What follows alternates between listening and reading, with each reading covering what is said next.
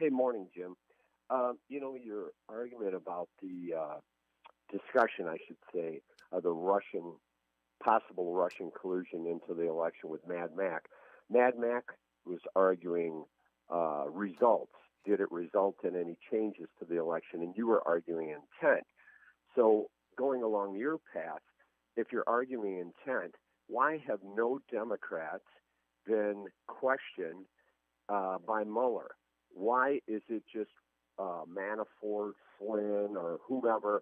Why hopefully Trump they want to have come in there when it was at least admitted that Hillary's campaign purchased a phony dossier from the Russians to try to influence the election by smearing Trump. So, I mean, why and going back to Manafort, Jim, that's like asking you if you've ever stolen anything in your life, and you said, well, of course not. And then they parade out some waitress from the Blue Top that said, hey, I gave him too much change back in 1990, and he took it. And when I went out to catch him because I realized my error, he was gone, so he stole from me. That has nothing to do with today or last year. So what is your ultimate opinion on this opinion, investigation? I thought Rosenstein has already come out and said that Trump was not under investigation and that he did not obstruct justice or influence the election in any way. And so if that's the case, then where is this questioning leading with Mueller? Who's next? Another Republican, another Trump appointee?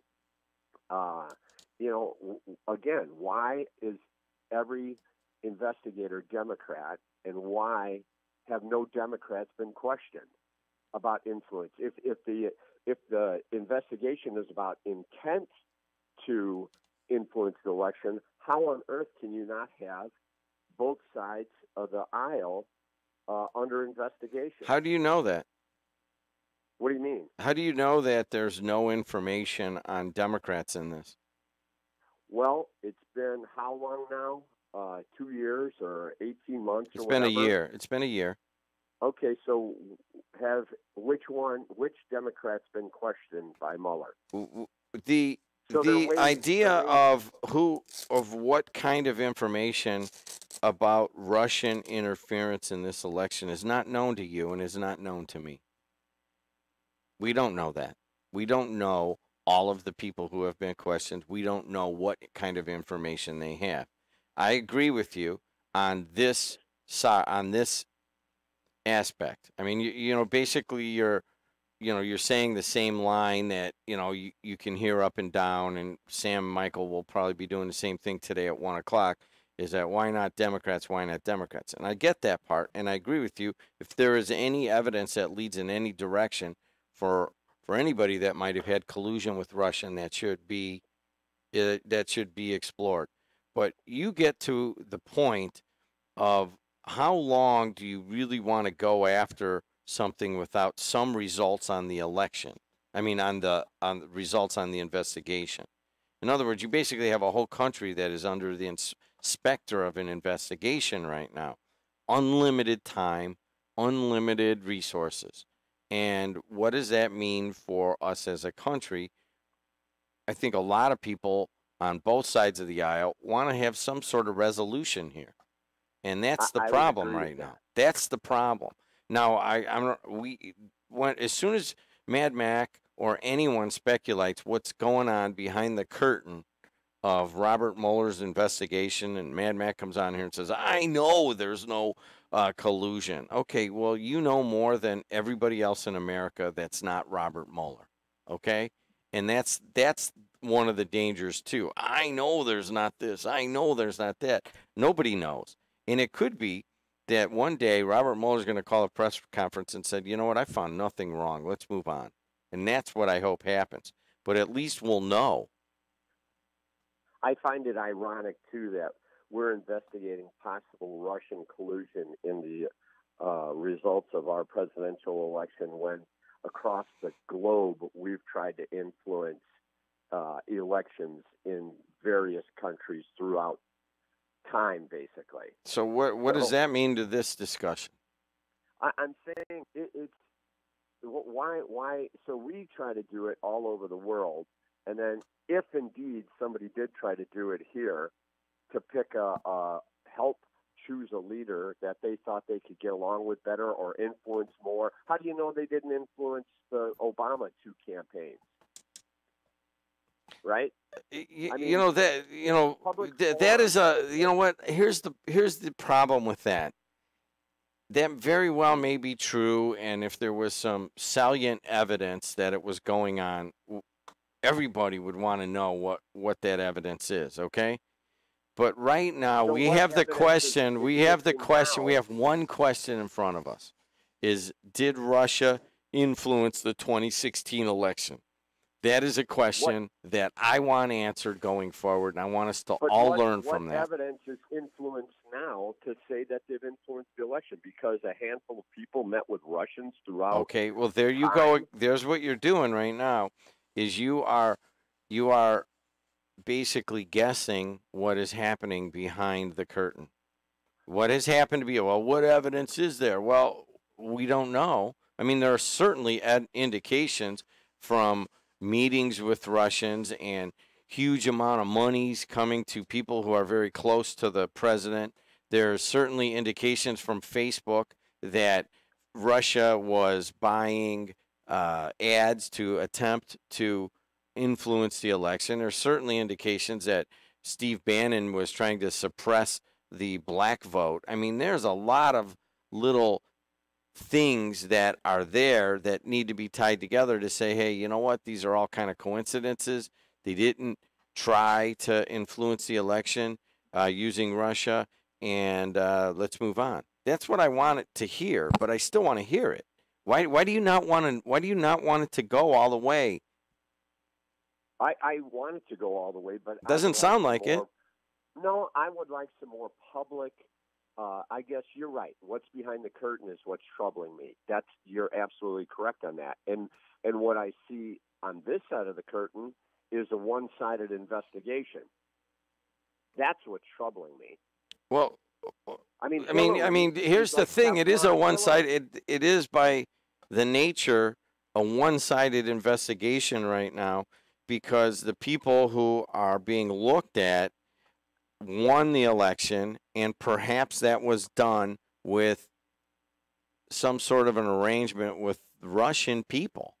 And that is a huge, when you look at a foreign power undermining our election system, which everything is based on, that's a huge thing. Now, we've got all these other problems going on in America, and I get that they're real, and we can look at them separately. But right now, the question on the table that needs to be resolved after 1 year is not resolved is, was there an influence or an attempt to be influenced by the Russians in the election? And that's the part that we can't get away from. I'm sorry. I don't care what party you're in. I would think that you'd want to know that. All right, man. Thanks a lot. Talk to you. Anyways, it's been a year, so we can talk about this. I don't think that it's positive at all for America what's going on. I mean, one thing is we're fighting amongst Democrats and Republicans so deeply that the third state is rising, and it's going to take over all of our power unless we take a good look at it. But it's another issue altogether.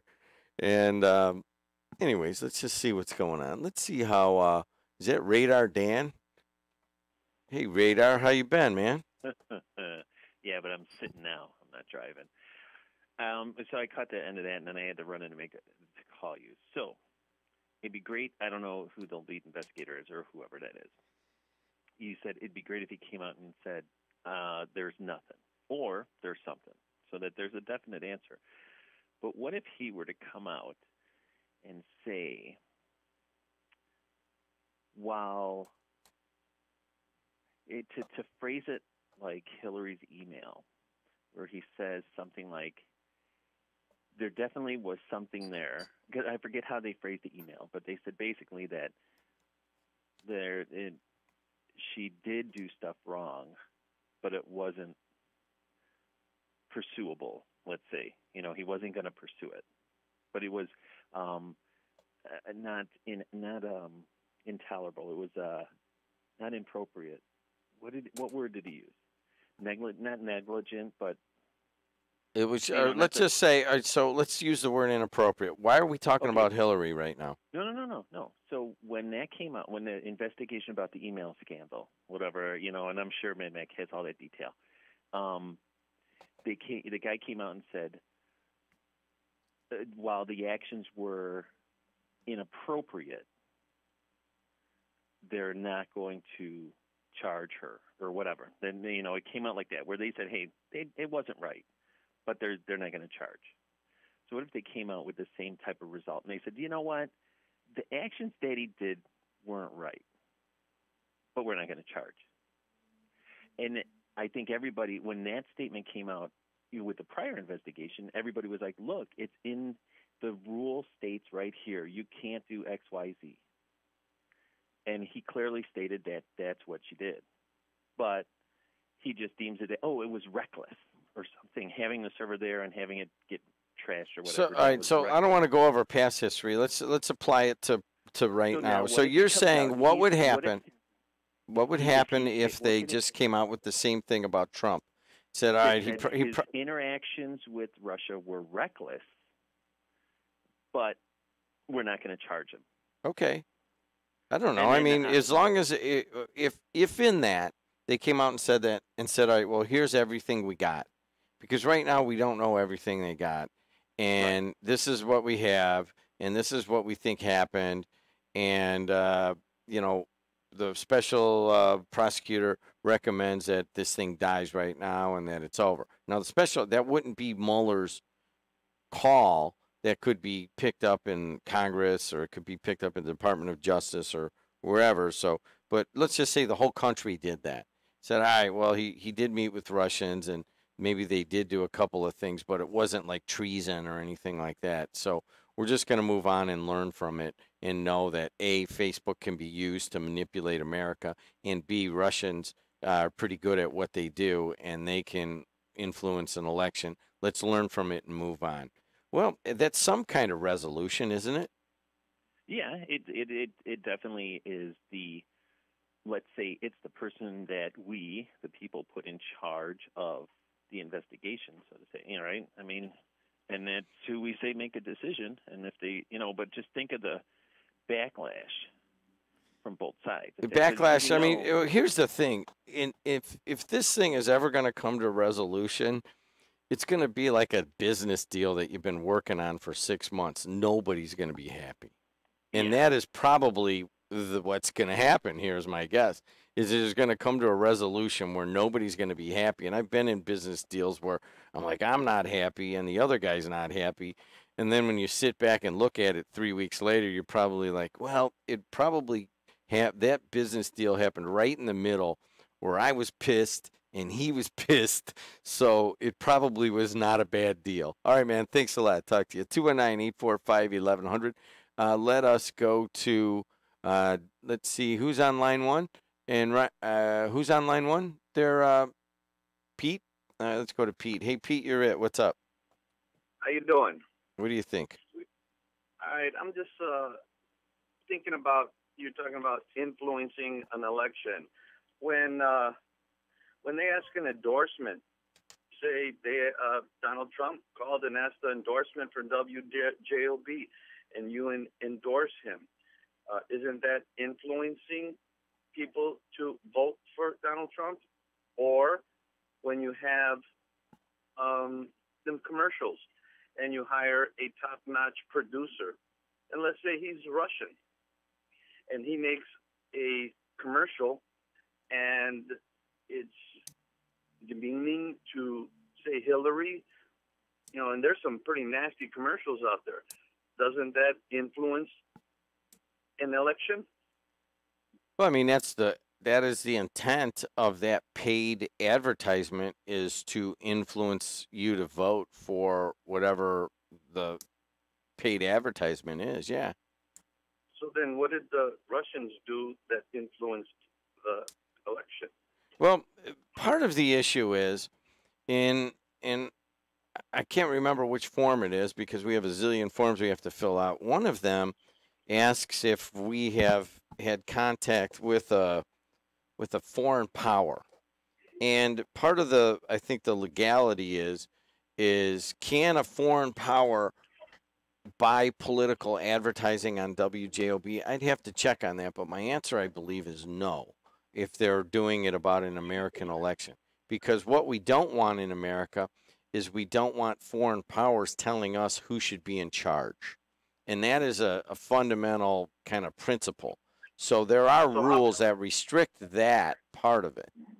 well, what would the difference between if it would be a foreigner, pick any nationality, and they live in the United States, and they're helping their campaigning with it? What difference would that be? Well, I mean, if they go through the approved channels, like say if you had a somebody who was not representative of a foreign power, but was just a an immigrant or was on a green card, and they wanted to buy political advertising, I don't know. I'd have to look that up. I don't know the rule on that, and Debbie Wargo would know the rule when she comes in because there are a lot of green card folks over here at Purdue Northwest. If one of them wanted to walk in and buy political advertising, we'd have to get a ruling on that. But how does that apply? Because even under those situations, whatever foreign person or comes through the door and wants to buy advertising here on WJOB, they're doing it in an approved fashion. We are extremely regulated, and we're going to have to put the forms in. They're open about who they are. Hey, I'm a foreigner. Can I buy advertising here to get Oscar Martinez elected? I'm like, I don't know. I'll have to check. Okay, That's never come up. But what we're talking about isn't people that are going through the approved channels. You're talking about folks that were using data that they weren't supposed to have from Cambridge Analytica. You're talking about ads that were purchased by a foreign power to influence an American election. And the question is, was there any sort of communication of these activities to the President of the United States or the people around him? It's an entirely different issue. They're going outside of the approved channels. I got you. You know, it's kind of we've been inundated with this like for over a year. Exactly. And I just thought about it right now in that aspect, and it kind of triggered something. And I think it's so petty right now because I'm thinking during all the elections, why do any politician, they spend millions on a job that pays a fraction of what they spent? You think all the other politicians they're going by the exact guidelines of how to get elected? You know what? Hold on a second. Hold on a second, Pete.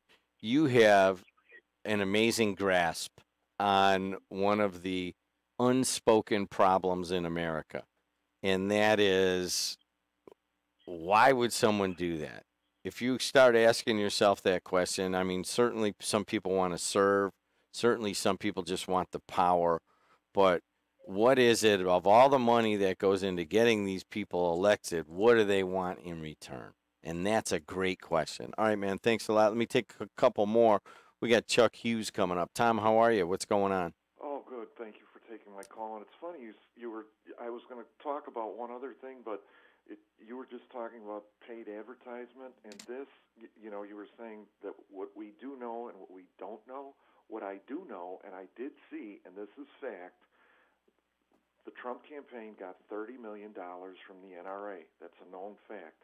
Now, they are tracing money that the Russians put into these certain black accounts and that were paid to the NRA.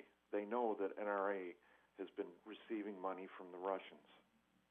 And as far as now this new issue that's popping out, that they had a spy in the campaign. That wasn't a spy. It was an investigator that was looking into that wackadoo Carter Page.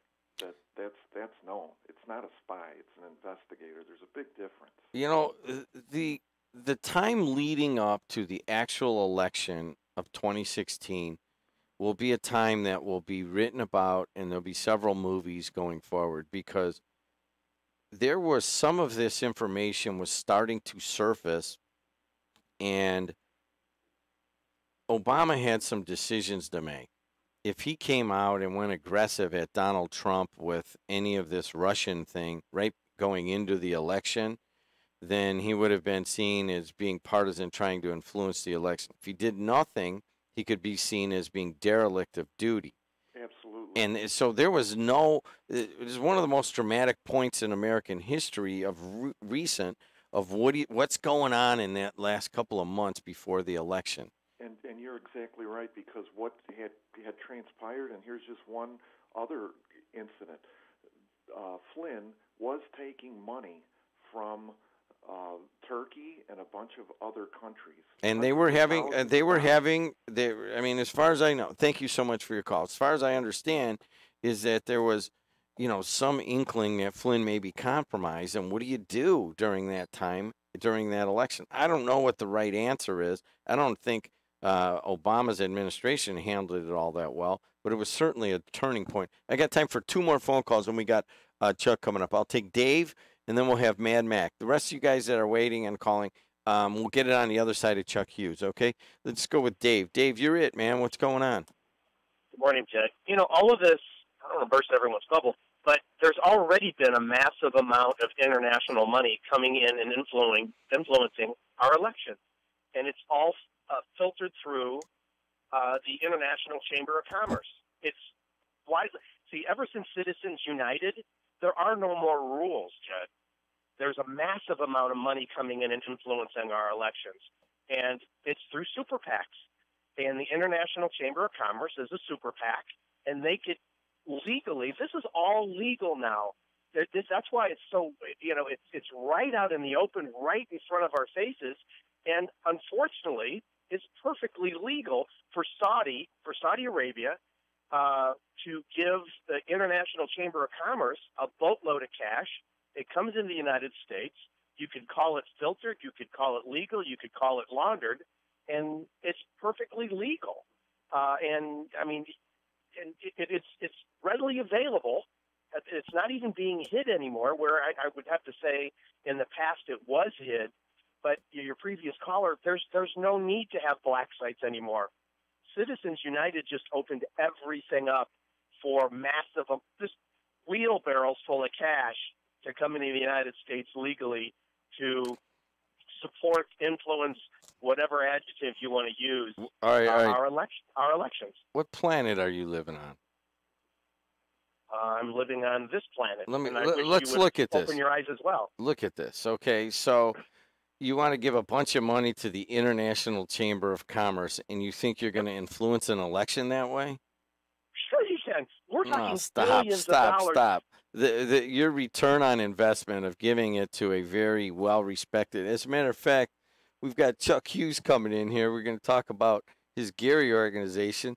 And I'll tell you what, the return on investment of doing an over-the-top, well-known, legitimate donation to the International Chamber of Commerce to influence an election is almost incomparable to doing a black operation on the internet to get Donald Trump the last few percentage points he needs to get elected. They're not even comparable. What are you talking about? How is that even compare?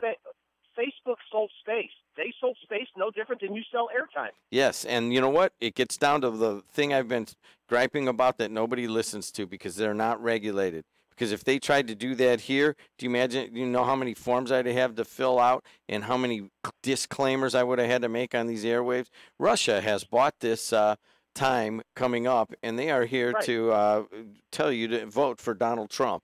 Okay, I would have had to say it that clearly. They were able to run perhaps, we don't know, a black ops operation that has no way to compare that to donating to the Chamber of Commerce. I don't know what you're talking about. I will give you reams of paper, right? I mean, when you say it's our responsibility, your listeners, people that support your sponsors and your radio station, all of this information is right at the tip of your fingers. Okay, so people have got you show me where people have donated to the International Chamber of Commerce to influence an election here in America? Show that to me.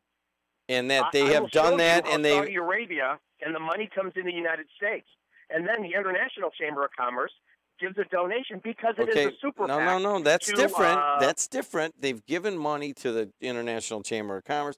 The International Chamber of Commerce does and goes out and they buy political advertising. They buy. That's what I just told you. Okay, but Saudi Arabia isn't buying that advertising.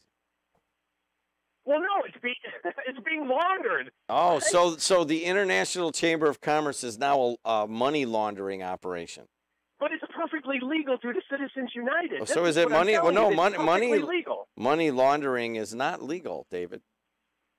So you're saying that the International I'm saying Chamber what it really is. So what they're doing is do they write a check? So hold on. Honest. Here, write a check to the International Chamber of Commerce.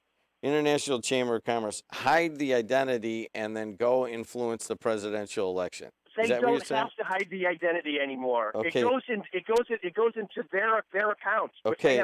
I'm good with some of what you're talking about, in that there is definitely foreign money that comes into America, and it does get some stuff done. But at some level, you and Chuck Pullen got to go share the same tinfoil hat. Final phone call. Mad Mac, you're it. Go ahead. Jimmy over America. I don't want to hear that stuff. I don't want to hear, Jimmy did something. I want to hear what you have to say. Do it now. All right. Well, listen, the last thing I'd ever want to do in my life is defend Dave from Blue Island, but he's like 99% right. But the most important thing, Jimmy, is that today at Central Market in Griffith from 4 o'clock to 8 o'clock, which if you come by, I will buy you half a beverage, maybe a snack. Tuesday, a group of wonderful citizens from the town of Griffith came forward, and they are starting their petition. We need about 2,000 signatures. We're going to get them very fast. And come this summer, we will be having a referendum to get out of Cal Township. You can bet on this, Jimmy. This thing's going forward. It's going to move. It's going to be great. And you know what's going to help the most, Jimmy? It's going to help the city of Gary, because it's going to put a little slap in the back of the head saying, hey, here's your chance to step up to the plate, be fiscal responsibility, put in a little management system, a little accounting system, and take care of what you should have been doing all along. And actually, I think the town of Griffith is going to help them out with that once we get out. Not sure about that yet, but for sure, come to the town market today in Griffith at Central Park, sign the petition, and then we go forward with that. All right, there it is. I got to go. Chuck Hughes is up next on the voice and face of the region. Click.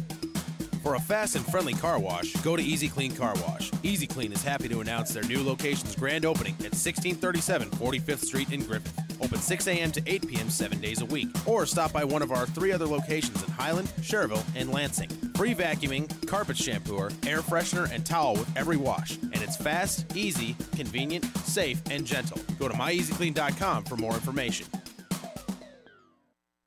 JED's Garden Family Restaurant, located at the corner of Klein and Ridge, is Griffith's locally owned family restaurant with a down-home feel and made from scratch favorites you will love. Open daily from 5 a.m. to midnight, JED's has you covered with breakfast omelets, salads, stir-fry, seafood, and steak sandwiches. In addition to our award-winning lemon rice soup, 4 additional soups are served daily. Along with our recently expanded spirits menu, Mondays are half-price margaritas, and Wednesdays are $1 off domestics. Mention WJOB for 20% off your order. We'll see you at JED's at the corner of Klein and Ridge. Eduardo's Natural Pizza in Munster has built a reputation for serving the finest Chicago-style stuffed pizza, loaded with fresh and natural ingredients. Not interested in stuffed pizza? Eduardo's has the best thin crust pizza, appetizers, salads, pastas, and more. Pick up a half-baked pizza from Eduardo's to take home and bake at your convenience. It's the perfect solution for those hectic nights. Eduardo's is located at 7920 Calumet Avenue in Munster. Dine in or carry out by calling 836-2010. Register now for summer classes at Ivy Tech Community College with locations in Crown Point, East Chicago, and Gary. Classes start on June 4th. Ivy Tech is the top choice of Indiana's high school seniors and Indiana's adult students. We have experienced instructors, state-of-the-art facilities, and tuition under $4,200 a year. Learn more at ivytech.edu or call 888-IVY-LINE. That's 888-489-5463. Men, are you taking Viagra or Cialis for ED? ED should not stand for expensive drugs. If you're taking Viagra, talk with your doctor about sildenafil. Now you could get the same active ingredient in Viagra in generic 20 milligram tablets for less than $2 each, saving over $30 per dose. Available at Vito's Pharmacy. Call us 219-228-7200 or visit us at vitоспharmacy.com. Vito's Pharmacy. What are you going to do when you grow up? I'm going to talk on the radio, and let's talk about traffic. 294 around the city looks good. 80 going east and west looks pretty good. Bishop Ford, Dan Ryan, Skyway Toll Road. You know what? Bishop Ford's starting to get a little bit clumpy as you approach the merge, and part of that has to do with an accident further on down the line. And you know what? It's actually off to the side, so it's not too bad. You're just right at the merge. The actual Bishop or the actual Dan Ryan's actually not too bad once you get past, say, 95th or 87th. Skyway Toll Road looked pretty good. Borman I-65, US 30, and Klein Avenue. The thing you got to look for today is, on Calumet Avenue, where they're working by the big bridge between Sibley and Michigan Street. There is evidently there's a huge brick sewer, and I've been in brick sewers as a local 41 member, and you'd be surprised under how many roads you could go in, and there's just like a 2-bedroom apartment underneath the roadways, and it's held up by bricks that guys put together sometimes in the late 1800s, early 1900s, and sometimes you find these things, and you gotta watch for them. And evidently, they tweaked it and hit one yesterday, and now there's a huge sinkhole that is developed. And Calumet Avenue was closed through Hammond at the big bridge kind of in the North Hammond area there. And you got to find another way around it. So if anybody's seeing extra traffic on Indiana, I'm not seeing that much extra traffic right outside the Purdue Northwest Strachan Van Til studios here. But if you're getting it on Homan, or you're getting it on Columbia, or you're getting it on Indianapolis, give us a call and let us know exactly where these big backups are. Because Calumet Avenue takes a lot of cars in a day and a lot of trucks. So that stuff's got to go somewhere. But like I said, we're not seeing it right here on the boulevard right now. But it is closed. And that is traffic brought to you by Napleton River Oaks Honda, proudly serving Northwest Indiana with superior customer service. Let's take a look at weather. It was supposed to be just a beautiful weekend, and for the most part it will. Passing shower this afternoon, a high of 72. Right now it's kind of cold. It's 52 degrees here at the Strachan Van Til Studios. It is 51 degrees at Local 395 of the Ironworkers out in Portage. And at Local 599 along I-65, it's 51 degrees also. And tomorrow, high of around 69 degrees. A little morning rain, so kind of a little damp, cold morning, cool morning, and then maybe it'll warm up and get a little sunshine tomorrow afternoon. Sunday, a thunderstorm also in spots, and a very cool day for this time of year as you get a high in the low to mid-60s. So just kind of a little bit change to that weather forecast that we were giving earlier in the week. Weather this morning brought to you by our good friends at CertifiedElectrician.com. If you need electrical work done, have a union electrician do it. Why not? And let's take a look at the markets right now going into the Friday Open. Still hovering just below 25,000 on the Dow. Let's see if they get up over it. Let me see where they are going this morning. Up 65. We're going to get close. And so I'll keep an eye on that. I don't know if there's any real big numbers that are coming out at 7:30. I didn't see anything when I looked this morning. Yesterday, the Dow closing about 24,713 was down 50, so up 60. So we should open about 24,800. There it is. All right, guys. The Calumet Avenue is closed. Also, today, do you know the name Rosalind Baldwin? she is coming in to Hammond, and her pledge is to shake the hand of a police officer in all 50, give a hug to a police officer in all 50 states. Here's what the Hammond police put out, and let's hear what they have to say. Let's hear it now. Jimmy, go. When Rosalind's mom reached out and said Rosalind chose Hammond as her Indiana stop, we were beyond thrilled. You know, officers see so much negativity every day, and Rosalind is on a mission of peace and love and unity with the community and the police departments across the country. It's an incredible breath of fresh air for us, you know, and for her to honor us as speaking at our memorial service for fallen officers this Friday is just truly, it warms our hearts. Okay, there it is. So that thing's at 5 o'clock tonight. Where's it at? You guys, it's here. It's at the city hall. All right. Well, anyways, they're going to tell us at the police station, correct? Yeah, at the police station at 5 p.m. Rosalind Baldwin coming into town. She's getting, it's pretty, check it out. It's pretty viral. She's got a pretty big following on the internet. And you heard Officer Kellogg right there talking about it. There's the outside chance we're going to get her on the morning, here in the morning. So we have another 45 minutes, and I imagine McDermott would even take the call if she called in after that time. So at some point, we're trying to get Rosalind to call in and tell about why she's doing all of this. We're going across the country to do this. She's chosen Hammond as her Indiana stop, and that will be this afternoon at 5 o'clock. We'll try to get some sort of coverage of that as Tony Ponick is thinking of going out there and doing it live. Is Ron will be here today? Yeah, Ron will be here, so, and Jimmy will be here. So Tony Ponick's going to plan on going out there. So look for a Facebook Live video around 5 o'clock or 5:15 of Tony Ponick out from the Hammond Police Station. And, of course, we'll play that video on the air here also. How you doing, Chuck? I am well. This bright and early morning. There's a lot of stuff going on in the studio. You just don't realize it. You know what I mean? Well, I don't want to be condescending, Jim, but as I look around, I see the real brain trust of this operation. It's your job is easy. You know, it is really. and the main producer, Ryan Walsh, isn't even here today. It kind of shows how well he's put together a team. They just hand me stuff, and I just start talking, and they tell you when to come in and all that stuff. It really does run a lot better than if I was running it. No, it runs smoothly, but really your job is difficult. I was just watching you navigating the weather and the stock market and the calls, and and I've been there and done that, so I know exactly how difficult your job is as well. But you guys are a fine-tuned machine.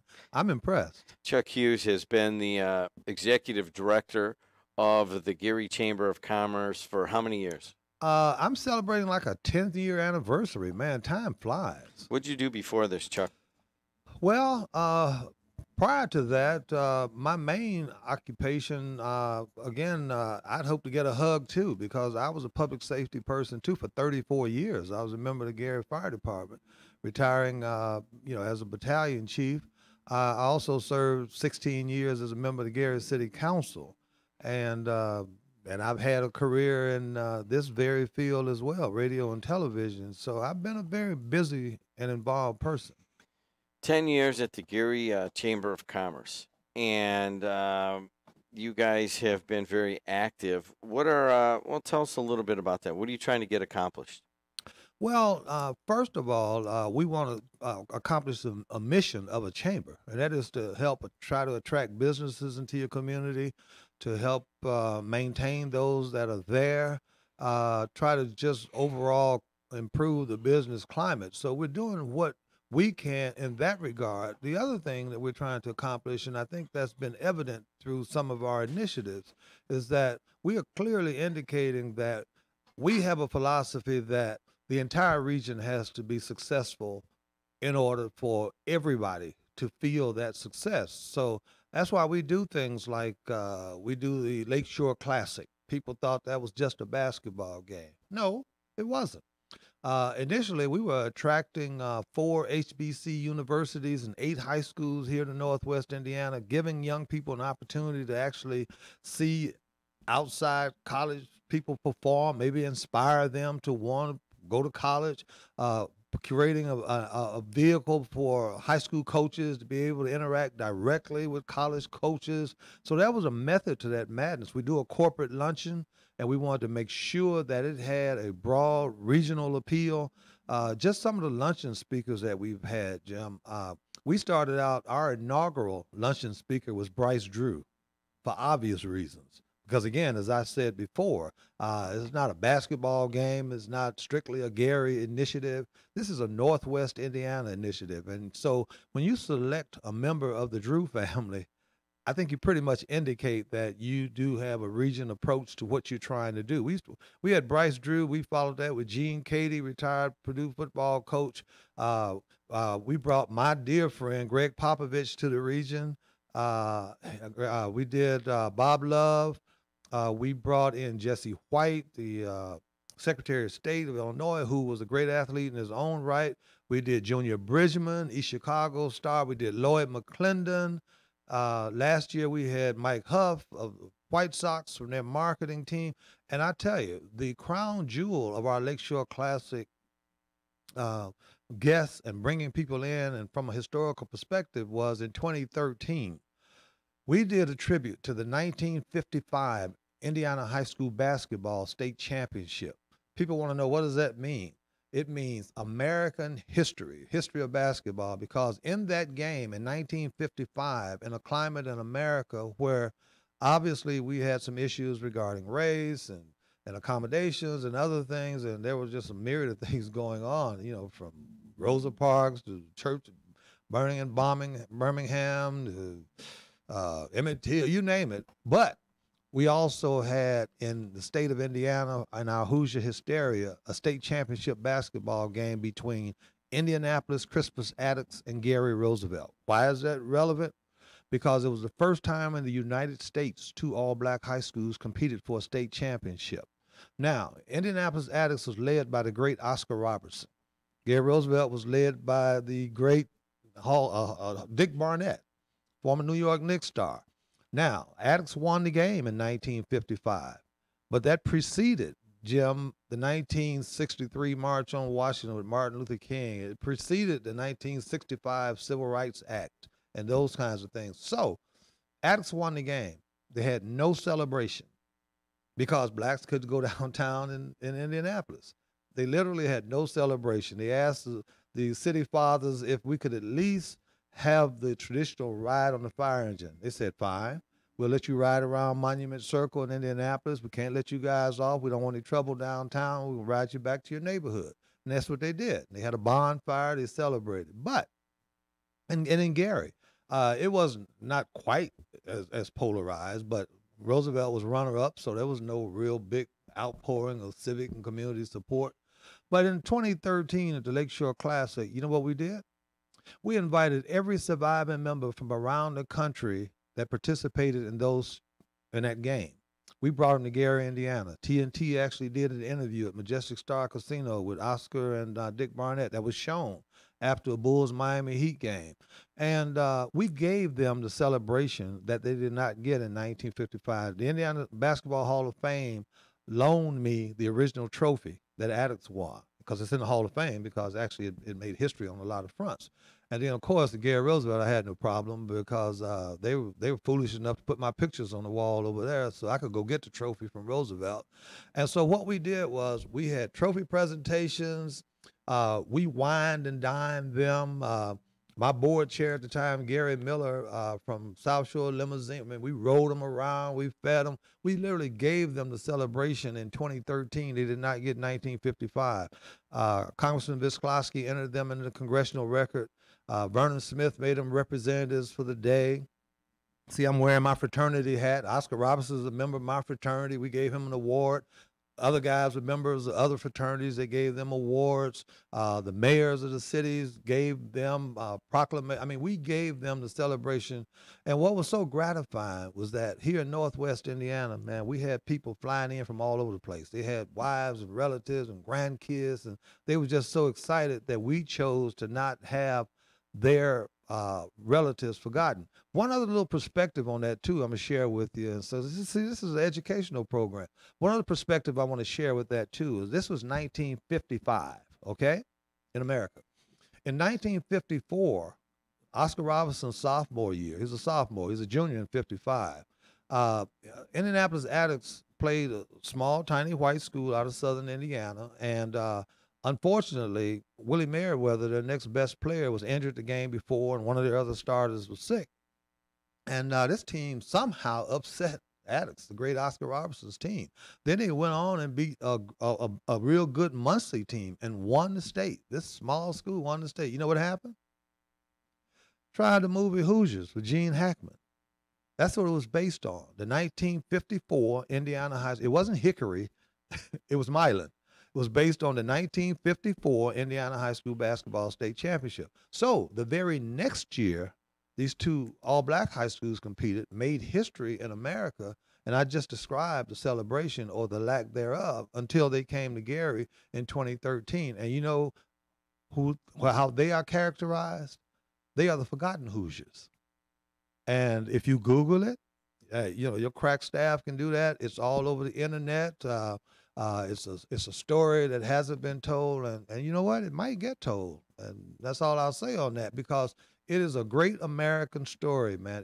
And here's another thing too that I think should be heartwarming to folks is that we look at what's going on in our communities and our society right now, the lack of civility, people like myself and you and others, we're efforting to try to say, folks, look, we don't have to change our points of view. We don't have to, we can keep our party affiliations. We can believe in whatever higher authority we believe in or not or whatever, but let's just respect each other. It doesn't change, doesn't take away anything from you. You lose no rights.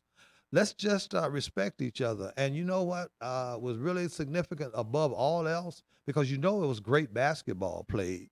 But what was really significant is that both of those schools stressed discipline, decorum. I mean, those 16 and 17-year-olds demonstrated under those extreme circumstances, manners, proper behavior, no arguments with referees, the crowds were ruly, and that's probably the biggest story out of all of it. So I just thought I would share that with you. So our Lakeshore Classic is a huge event. Now, the other thing is our community civility counts. All right, hold on. You got to take a breath. Okay? See, I used to do this too. You want me to exhale? I feel like David Frost on the Richard Nixon interview. He asked him a question, and Nixon goes off for 22 minutes. I don't get a chance to talk to you that often. But I'll tell you what, I've always found Chuck Hughes to be an amazing individual with a trove of history, and you just heard right there something we'll probably play in the future.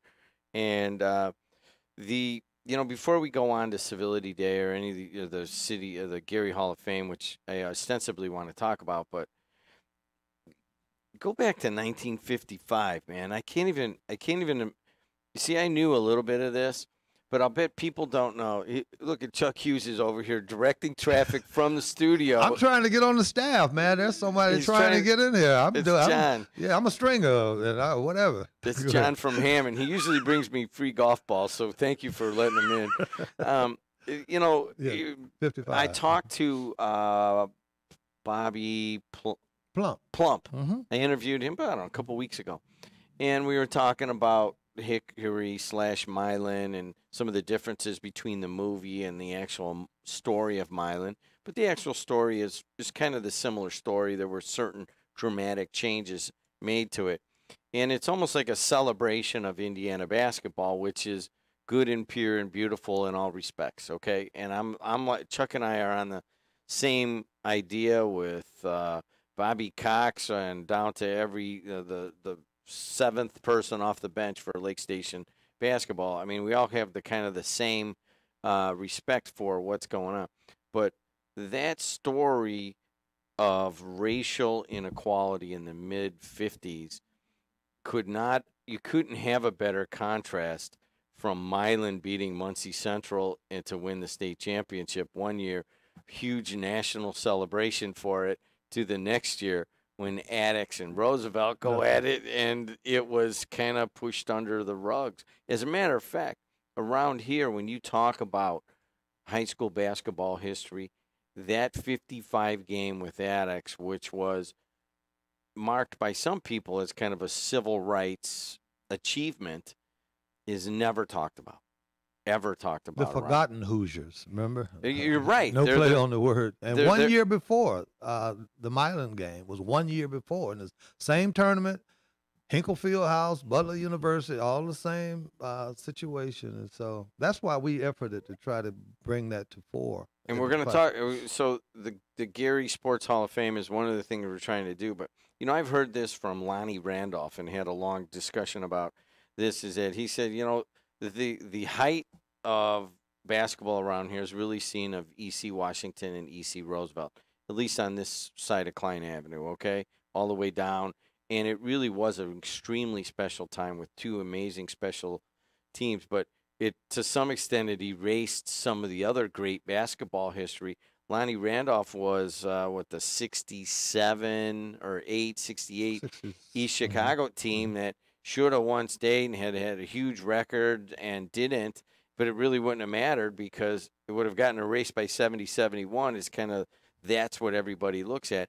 This great history of Gary basketball and, of course, your alma mater at Roosevelt. I mean, a lot, you know, there's teams, even like I went and saw Glenn Robinson play over here in '93 at East Chicago Central. One of the best games, I think. What a game, man. What a game. It was one of the greatest basketball games I'd ever seen, and I didn't realize, getting there late with my wife, that we had to sit in the end zone. You can't see the basket in front of you from the end zone, but I didn't learn that until we got out there, and I'll never sit in the end zone at EC, and don't you guys either. Right. But this stuff has to be preserved in some way. You guys have an effort going on. What is it? Yeah. Now, I'll give Earl Smith all the credit in the world. Earl and I talk sports all the time. Earl has a passion for Gary sports, athletes. I mean, he's done that probably for the last 60, 70 years. And if you talk to Earl, you can't get too far away from a discussion about history of basketball and athletes and such and whatever. So, and we were having our discussions. We talked about a Gary Sports Hall of Fame. Earl initiated the conversation. Of course, when you talk about Gary Sports Hall of Fame or whatever, you're going to get my attention. So the next call Earl made was to me and then to former Commissioner Roosevelt Allen. And Commissioner Allen suggested that this is great, that everybody should be a part of that. You know, Gary is like an anchor community and part of the history and all the great things that happened. And so he assured us that he would help in any way possible. He connected us with an attorney that was able to help us get 501c3 and all these kinds. So we're doing some things working. So initially, that was the conversation. And of course, Earl is the brother of State Senator Earlene Rogers. So, of course, she was plugged in and some others along in that regard. And They so, don't necessarily, they didn't necessarily highlight that out in the media, but, you know, everybody kind of knew it. Well, another thing that wasn't, I mean, those things are not highlighted because a lot of times you let people do their own things. I alluded to Commissioner Roosevelt Allen. It's my first cousin. Our mothers are sisters, but nobody knew that. He was, you know, sort of soft-spoken, different demeanor. I've been labeled as a person who's a firebrand and a little bit more, but often, you know, that way, sometimes the less people know in some regards, the more that you can do your job, they can do their job, and you can keep it moving. But the point of the matter is, we're now in some discussions, and see, I can't reveal everything because you don't want to do that for a lot of reasons, because you want to make sure that things are really moving before you. But we are definitely on path to get a Hall of Fame. We have been in discussions, Earl and I, with maybe a prime location in Gary. That's a possibility. We have interest from a lot of people who can help to make this happen. And to your point, I mean, when I was in high school, Roosevelt and Fravel, we were number one all year long. Gary Fravel was number two all year long, preseason. What year was that? Oh, I can't remember. but it was a long time ago. No, you did. You can remember. What decade? How's that? Oh, it was in the 60s. In the 60s. Yeah, but anyway, people forget how good Frable was. But anyway, Oh, we'll absolutely. get to that. We were Okay. number one all year long. I think that year we beat them by 1 point in the regular season. They beat us by 2 points in the holiday tournament. Excuse me. We beat them by 2 points for the sectional title in overtime with 1 second to go before a second overtime. And it's kind of interesting. We talked about, we don't talk about, but I was hearing your caller talk about the Calumet Township and Griffith and all of that. We had a great player that hit a shot that beat Frable with 1 second to go. And we were about to go into the second overtime, playing in Memorial Auditorium where the crowd was so rabid, man, the roof was about to move off the whole stadium. It was, you couldn't even hear yourself think. And that player was Jerome Robinson, the father of Kim Robinson, the trustee at Calumet Township. Jerome Robinson was a great basketball player at Gary Roosevelt. He hit a shot with 1 second to go, and, man, you could just see the bettors in the balcony of the Memorial Auditorium. People were about to faint. It was hot. It was crazy, and that's how we beat Frable. So before you do that, I got to bring this up because I talk about this with Gary Mayor Karen Freeman Wilson and a number of other people that come through here. I've always, like you go into East Chicago and they had like Roosevelt and they had Washington and there was a healthy rivalry. You come into Hammond, you got Gavitt, Clark, Hammond High, and kind of the interest and the power has been kind of dispersed around Hammond. But if you go into Gary, it seems as if everything runs through Gary Roosevelt. Well, and I don't know why that is. Even now, you're a Gary Roosevelt guy. You're sitting here talking about this. Frable has this huge past. Towson has this huge past. Westside even has its own more recent past. Lou Wallace, same thing. Horace Mann. But it all is about Roosevelt. Why is it all about Roosevelt? It wasn't even the biggest high school back in the day. Okay, my son. Let me give you a primer on that because I am well versed on that, having been a graduate of Roosevelt. All right. I mentioned the story about the 1955 teams, Roosevelt and Attucks or whatever. All right. We can get back to Attucks because you'll be interested, and you can Google it. These are facts. You'll be interested in who built Indianapolis Crispus Attucks High School. You'll never guess, but I'll tell you. The Ku Klux Klan. They built it. They paid every dollar for Crispus Attucks High School to be built. Okay? Google it. It's there. And the reason being that they did not want blacks in the Indianapolis public school system. Now, let's talk about Gary Roosevelt. It was a similar situation, although Gary was not as polarized. In the Midtown section of Gary, that's where the blacks were concentrated, and that's where we wanted schools. Now, having said that, students, because Roosevelt was all black when I was there, and had been historically.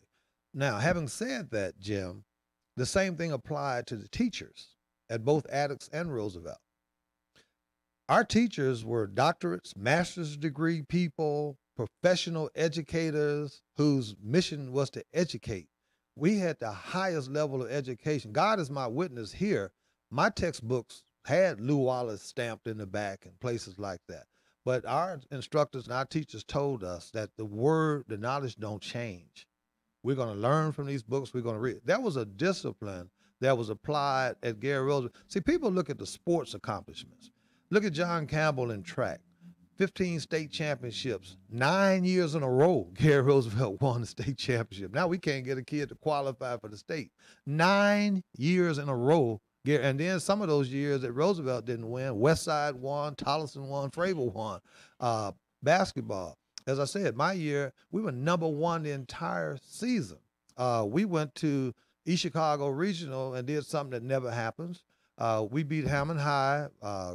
Their star guy named Rodney Ford, beat them by about 15 that afternoon. We beat East Chicago that evening by about 15. Johnny Barato never lets a Gary school out of there without cheating us. But anyway, we beat East Chicago. That doesn't die, huh? No, we went to Lafayette, which is a graveyard from referees and other reasons for Gary schools. We beat a team like 103 Triton, 103-35 or something that afternoon, and we beat Lafayette Jeff by 15 that night. the Indianapolis Star said Gary Roosevelt to win Gary's first state championship. They literally gave it to us, and that's probably why we lost. Because in the state we lost to Fort Wayne, and we didn't win the state championship. We were number one all year long or whatever. And so 2 years later, a Gary Roosevelt team that had lost probably almost 10 games. We didn't lose 10 games in our whole career. And they lost twice to Tolleson. And Tolleson, that 1 year alone, was transferred to the East Chicago sectional. And Tolleson wound up losing to East Chicago. Roosevelt didn't have to face, and I'm saying this as a true Panther, didn't have to face Tolleson again. But the next year, Tolleson in '69 went downstate and should have beat George McGinnis and Steve Downing. They only lost by 2 points in the state championship game. That was Indianapolis. That was Indianapolis, Washington. Washington. George McGinnis, Steve Downing. Well, listen, so I'm saying Gary has had a history of great basketball, not to mention that Roosevelt won Gary's first state championship in '68. But Bowman has won a couple of state championships. Lou Wallace finished runner-up. My year, we were state finalists. Let me talk about that Lou Wallace game. All right? Yeah. I sat center court and announced it, right? And if I remember correctly, Washington, Indiana, with one of the Those brothers, yeah. Which one? Yeah. Who is that? Was it Luke? It was one of them. Was it? I'm trying to think the name of them. Luke. Well, anyway, it was three of us that round up going to the NBA. Yeah. And in the morning session, Bowman won. Mm-hmm. Wheeler won. Mm-hmm. And it was the 100th anniversary of Indiana high school basketball. Wow. So I'm sitting there, and I go out to one of the little watering holes between the games with some of the region ne'er-do-wells. And we get over there, and I come back to do the Lou Wallace game against Washington.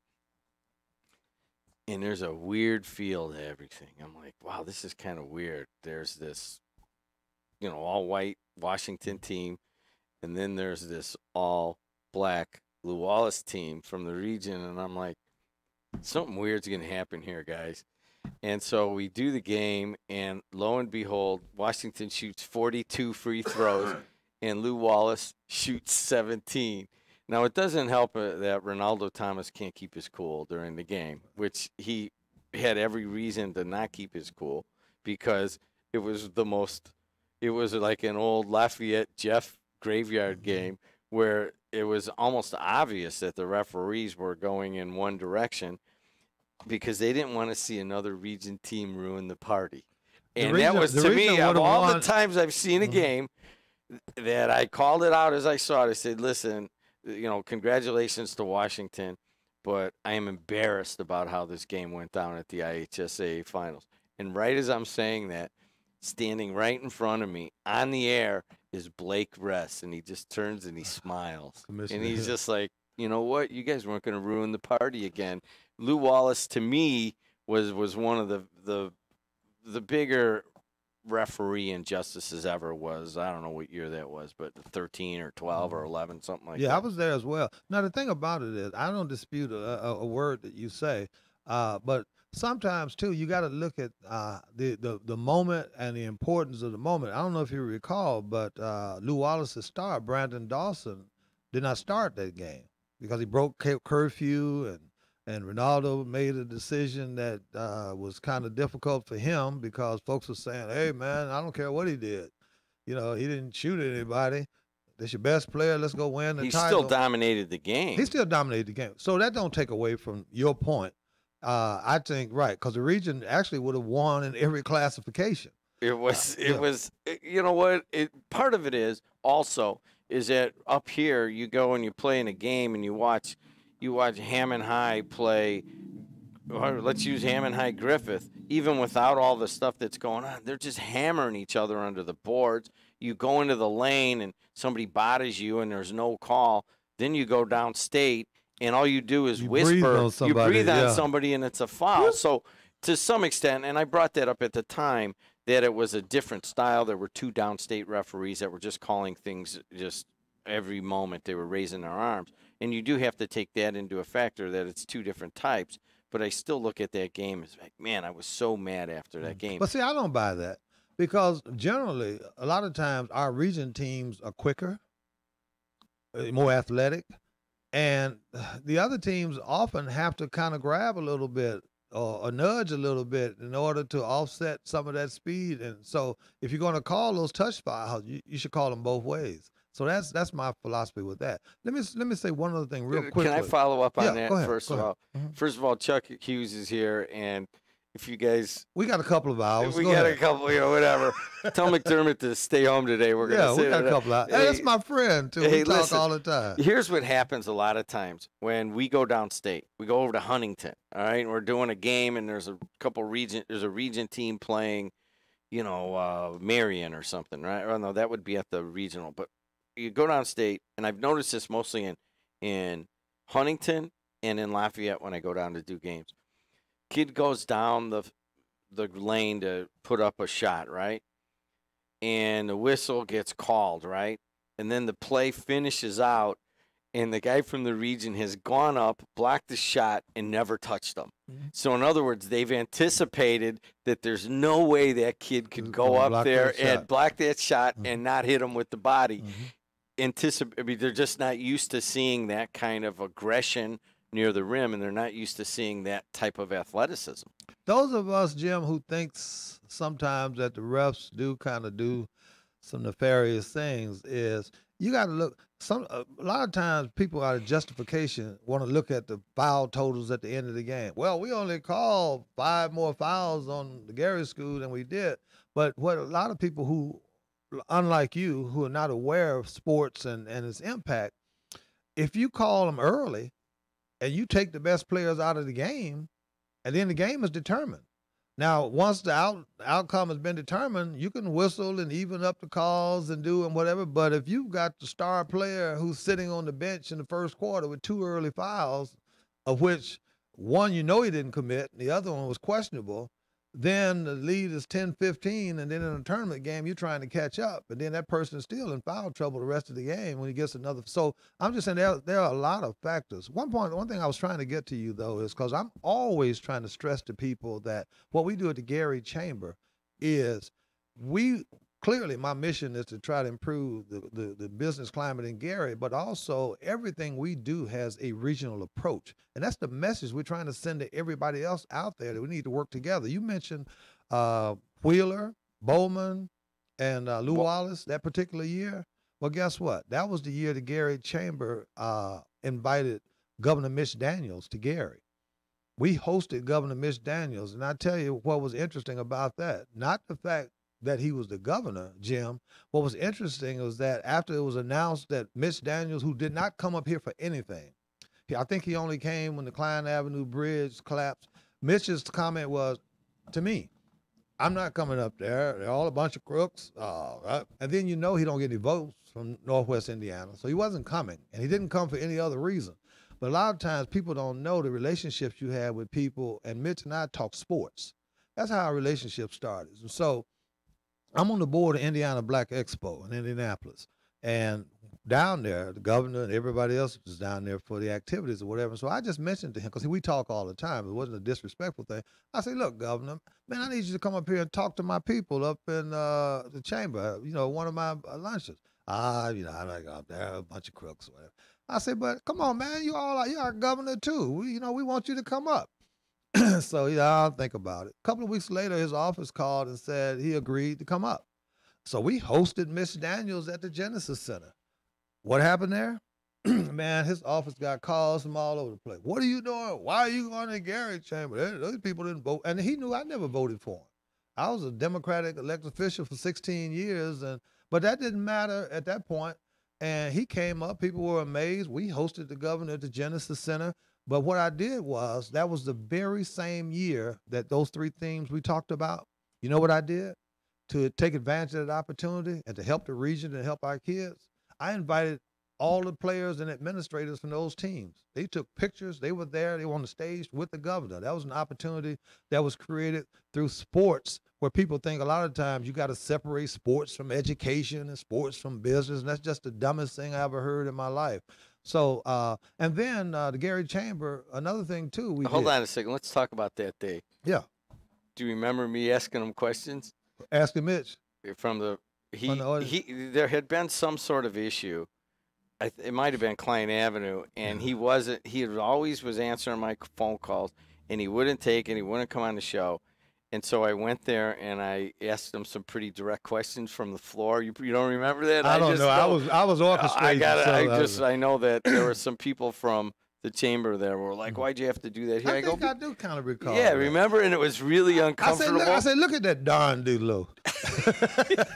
So I was really surprised years later when he had to sign for me to come in and move in here. But I remember that. It was a kind of a historical moment. I can't remember what the issue was, but he had been dodging me. And I saw that. I go, well, you know what? I'm going to go over there and ask him my questions that he should be answering on the air. And it got very uncomfortable. But it was good that you brought him up. Absolutely. So that we could have a shot at him. And let me say this, too, in terms of how you should respect positions and how you should reach across the aisle. Now, we brought Mitch up here. He didn't come for any other reason. We brought him up. It was the first time he came. All right. Mike Pence became governor, right? 30 days. It couldn't have been over 30 or 40 days in office. Mike Pence's office called me. I didn't call him. He called me and asked, will we host Mike Pence?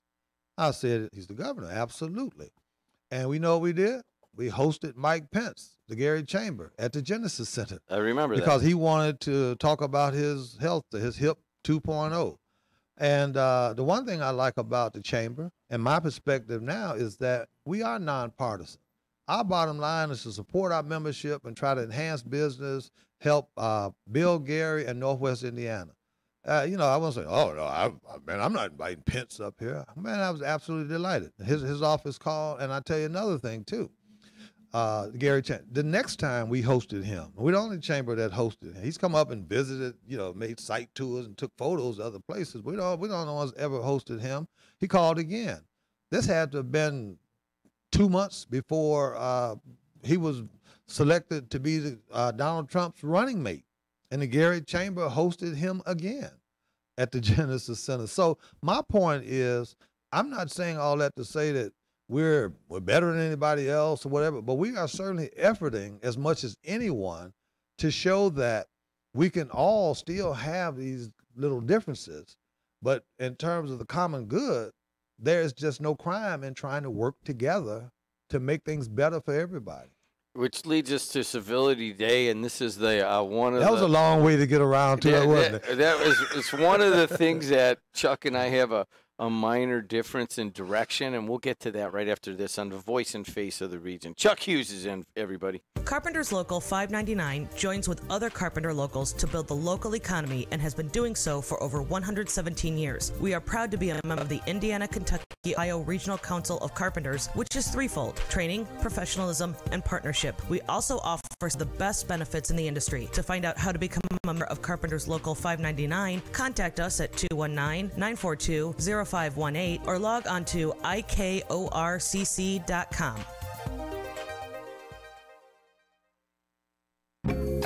Theo's Steak and Seafood sets the standard of fine dining excellence. Delicious USDA prime meats and steaks, along with the freshest seafood in the area. Celebrate your special event with friends, family, and associates in our private dining room that can seat up to 125 people. For information, call 838-8000 or theoshighland.com. Also visit our other restaurants, Prime Steakhouse, Umi Sushi and Lounge in Crown Point, and Ted's Family Restaurant in Calumet City.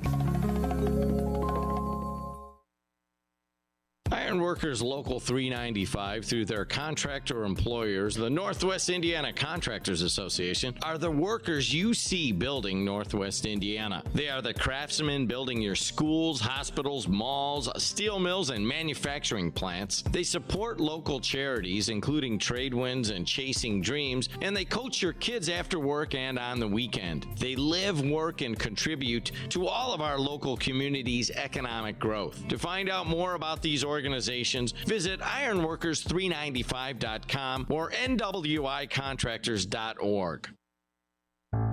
Would you go to a doctor that isn't board certified? No, of course not. Then why would you trust in a lawyer that isn't board certified? If you've been injured in an accident and it's not your fault, get someone that's a board certified civil trial specialist by the National Board of Trial Advocacy. Get someone with over 20 years experience who's a member of the Best Lawyers of America and Indiana Super Lawyers and has achieved the highest possible peer review rating of AV by Martindale Hubbell. Get Gladish. Attorney David Gladish in Highland and his team will deal with the insurance company and its attorneys while you put your life back together. Experience, ratings, and board certification really do matter. Get Gladish. For a free consultation, call 219-838-1900, 838-1900, or visit dgladishlaw.com. That's the letter D, Gladish law.com. Hey guys, Planting Possibilities will host their annual spring flower sale tomorrow to benefit adults with intellectual developmental disabilities.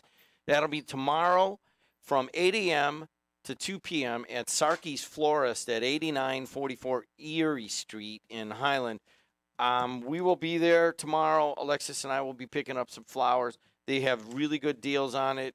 The Planting Possibilities, adults. You know, there's plenty of opportunities for kids and teenagers and young adults up until the age around 20 in there. And then it kind of falls off for the ability to have places to go and to continue to work to improve yourself if you have a disability. And that is the hall. That is kind of where Planting Possibilities kind of helps out in that hole in our social service network. And if you want to buy, if you need to buy some plants, go over there to Sarkey's tomorrow. It's at Kennedy and 38th in Highland. Also tomorrow, don't forget, it is the Joe B. Memorial. If you're looking for something to do and you want to get involved, it's at the Knights of Columbus just for 1 year. You guys know that the PAV here in Hammond has been the host of this for a while. So for 1 year, the Knights has given it to the Joe B. Memorial. That's at 173rd and at Klein Avenue. The first bike is out at 11. The first sign-up starts about 9. And they've got bands all day long, really good bands, and you're going to want to come out there. Joe B. was the junior, was the original. Joe Pazustak Jr. was a Hammond cop, and he just fell ill, and he died. And I watched that happen here in 04, 05. I had him on the air one day, a healthy guy, for some other reason with the Hammond cops. And then next thing you know, he was dead, and his dad said, I'm not going to let his memory die. And they're going to help Joe Batman Potterworth and Laura Wonder Woman Leba with some of their expenses. They've got some pretty deep cancer stuff that they are fighting. And let's take a look at traffic. 294 around the city looks pretty good at all morning long. It's been kind of a surprise. 80 going east and west out to Joliet looks good. Bishop Ford, a little bit heavy at the merge, but it's been worse. Big Rich told us it was moving along well a long time ago. It still is. I mean, you'll still stop, but it's just lighter than it normally is. Skyway and the toll road look good, so does the Borman. Remember, they've had a brick sewer collapse on Calumet Avenue in that construction area where it was already down to one lane in one of the directions over there by Sibley Street in between Sibley and Michigan, and they're working on the big bridge there. So Calumet Avenue was closed. It's actually US 41 at that point, is closed through Hammond in kind of the central to North Hammond area. So make different arrangements. I don't know how long they're saying it's going to be closed, but typically to fix a sinkhole, it takes a little bit of time. And but McDermott's going to be on here in a few minutes. He'll address that, and he'll have more details on that. Traffic brought to you by our good friends at Napleton River Oaks Honda. Let's take a look at weather. It was supposed to be just a beautiful weekend. That's changed a little bit. High of 72 today. Right now it's still in the 50s here at the Strachan Van Til Studios. Don't forget, pineapples are 99 cents a piece right now, and go just load up. Get some gold ones and get some green ones. Eat the gold ones now and hold the green ones for about 3 or 4 days. High of 72, passing afternoon shower. Tomorrow, high of only 69, a little morning rain. And then by Sunday, a high of only 65 with a thunderstorm in spots. Don't get me wrong, you're going to have good spates of sunshine throughout the weekend, but it will be dotted by some passing rain, which, if you buy those flowers over there from Planting Possibilities and you come home and plant them, you know what? You're going to be ahead of the game. They're going to get watered right away. Weather this morning is brought to you by our good friends at Ironworkers Local 395. They build stuff. Hey, break for them on the bridges. They're all over on bridges, all over Indiana right now. Just remember, there's a union ironworker doing a lot of that work, and just break. They got kids. They do good stuff in the family. Just slow down over the bridges that are under construction. And there are dozens here in the northwestern quarter of the state right now under construction. Chuck Hughes joined us. Chuck is the executive director of the Gary Chamber of Commerce, but more importantly, he has a good history of hosting his own radio shows, and you could tell from that. Chuck, one of the biggest things that Gary Chambers have been working on for the last few years is civility. Tell us what it is and why you guys are so into that. Yeah, we started this initiative in our public policy committee. Jim, it was just something based on experience, just talking to people, watching what happens in the lives of other folks. And so I made a suggestion to our public policy chair that, you know what, let's just do something else different, but I think essential. And they say, what is that? I said, let's do a civility campaign. Just pure and simple, asking people to live by the golden rule. Just treat people the way you want to be treated, either in your actions, in your discourse, or whatever. We made a clear distinction that we don't want to change anybody's opinions. We don't want to change their persuasions or their beliefs. Just when you're portraying it, you don't have to curse anybody. You don't have to shoot anybody. You don't have to start a fight. You don't have to have disparaging comments toward anybody. And I don't think that that was too much to ask. So that was the genesis of what we did. We started to do it simply as an initiative to pass along to our different members and committees and groups or whatever. But then I said, you know what? We can do that, but let's share the idea with the public, and maybe somebody else will want to embrace it. So I called Chris White at the Times and told him what we were doing. Chris's comment was, are you serious? I said, yeah.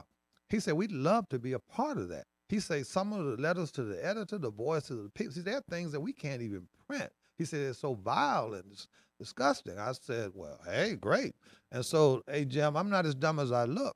If you're going to get a partner that buys ink by the barrels, I think, hey, okay, let's go. So we decided to promote this initiative, and ultimately we got school districts, other cities and towns around here. Lonnie Randolph, the aforementioned, invited us to Indianapolis. The entire House and Senate unanimously adopted this. They gave us a big, long proclamation saying that they are a part of this. Dr. Bradshaw, my public policy chair, is involved with a group called Golden Rule International, and as an ambassador to several African countries that was part of that. The guy got wind of it. He thought the initiative was so great, he wound up giving us an award at the Gerald Ford Presidential Library in Grand Rapids. Then he gave us an award last year on Capitol Hill. He has taken this to those countries in Africa that he represents. And so we decided that, man, after we had got the Boys and Girls Club, school district, we had a couple of schools that actually incorporated it in their curriculum. We said, hey, man, we need to celebrate this. So we decided to come up with World Civility Day. And we had a big event at Majestic Star Casino, sold it out. The ambassador was our first speaker. And so we decided to make it annual. And then we had so many groups coming in, civility groups wanting to see what we were doing, Michigan, Ohio, all over the place. And so then we decided to incorporate workshops.